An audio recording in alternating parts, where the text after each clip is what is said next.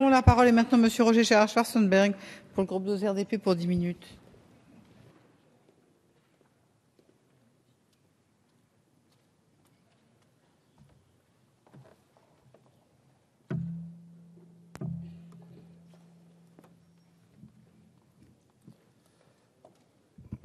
Madame la Présidente, Madame la Ministre, mes chers collègues, la fin de vie doit être un temps d'attention, de compassion pour celui qui s'en va.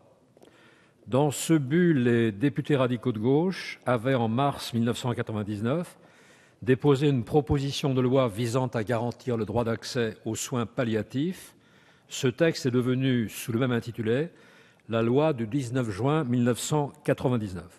Toutefois, le développement de ces soins reste encore insuffisant et surtout, dans certains cas, même les soins palliatifs ne parviennent plus ou pas à soulager la douleur du patient. La loi Leonetti de 2005 a marqué une étape en consacrant le droit du patient d'arrêter l'acharnement, le droit du patient d'arrêter un traitement, même si cela met en danger sa vie, et l'obligation pour le médecin de respecter sa volonté, donc en admettant le laisser mourir.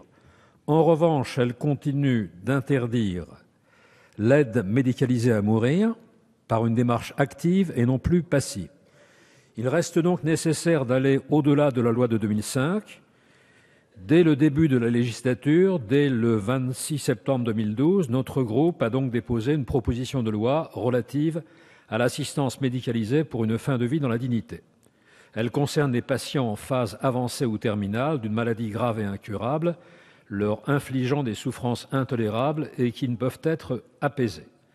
La proposition de loi Claes-Leonetti, examinée aujourd'hui, continue à proscrire l'assistance médicalisée active à mourir. Elle se borne à admettre une autre solution, très imparfaite, une sédation profonde et continue jusqu'au décès, associée à l'arrêt de l'ensemble des traitements de maintien en vie. En premier lieu, il y a là une distinction assez artificielle, voire artificieuse, sinon fallacieuse, car l'effet recherché est le même dans les deux cas, amener le malade au décès en utilisant non des substances létales, mais des produits sédatifs à très forte dose. Le professeur Sicard le concède dans son rapport de 2012, je le cite, « La frontière entre l'euthanasie volontaire et la sédation profonde peut sembler poreuse ». Cette distinction est évidemment très fragile, voire factice. Elle s'apparente à une subtile casuistique, car dans les deux cas, il s'agit de préparer la même issue, c'est-à-dire le décès du patient.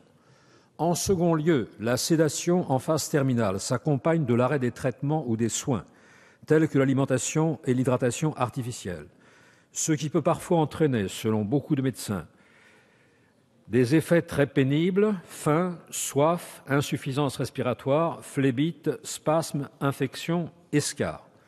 Et cette situation peut se prolonger, la mort intervenant, dit le professeur Sicard, entre 2 et 8 jours, d'autres disent entre 1 et 2 semaines.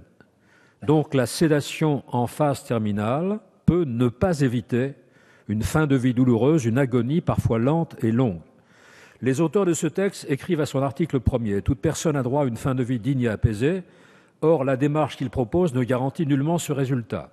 Agonie, comme on le sait, vient du grec agonia, qui veut dire lutte, angoisse.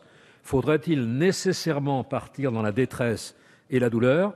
L'agonie ne doit pas être une étape obligée de la mort. La sédation prévue par ce texte de loi comporte un autre inconvénient majeur.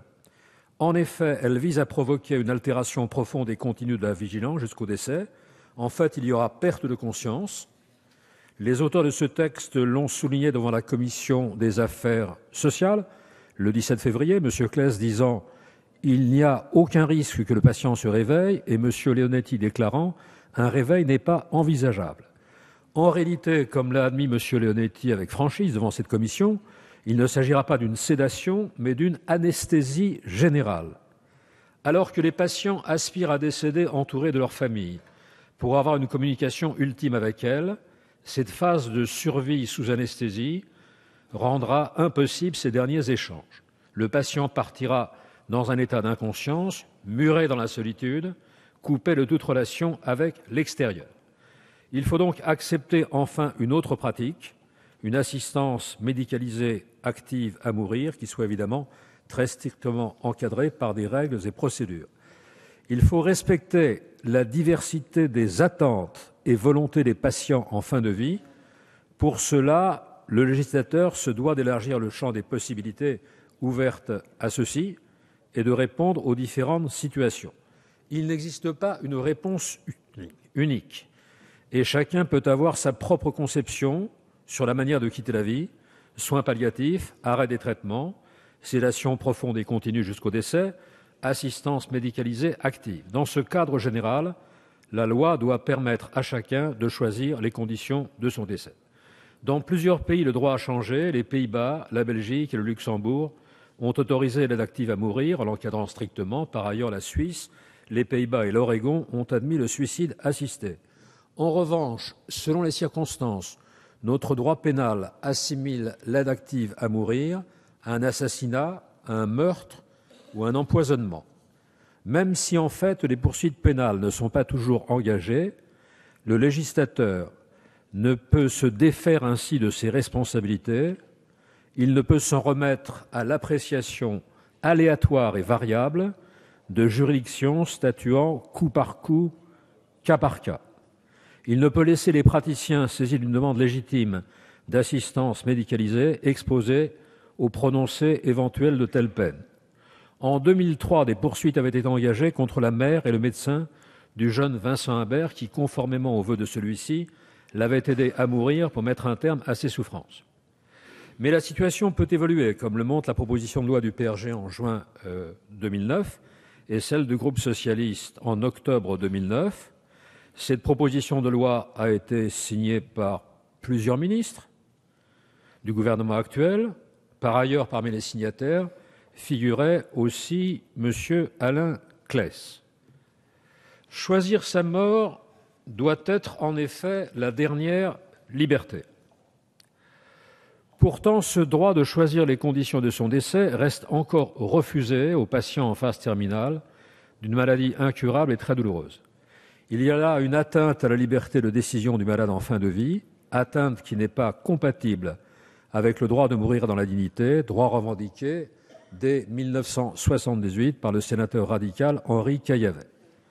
Chacun doit pouvoir conclure sa vie comme il l'entend, en se déterminant de manière autonome, en demeurant l'arbitre de son propre destin.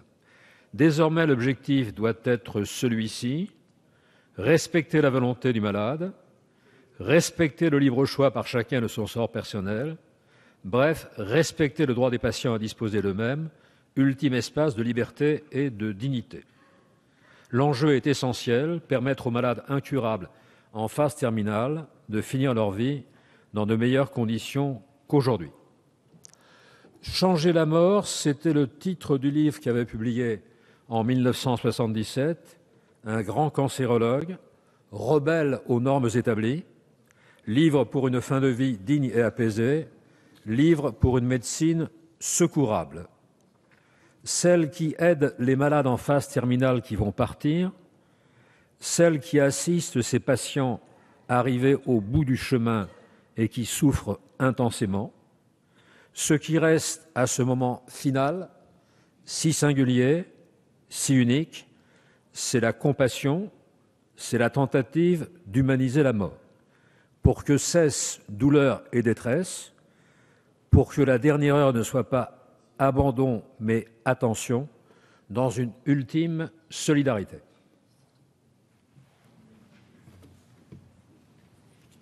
Merci, Monsieur Schwarzenberg.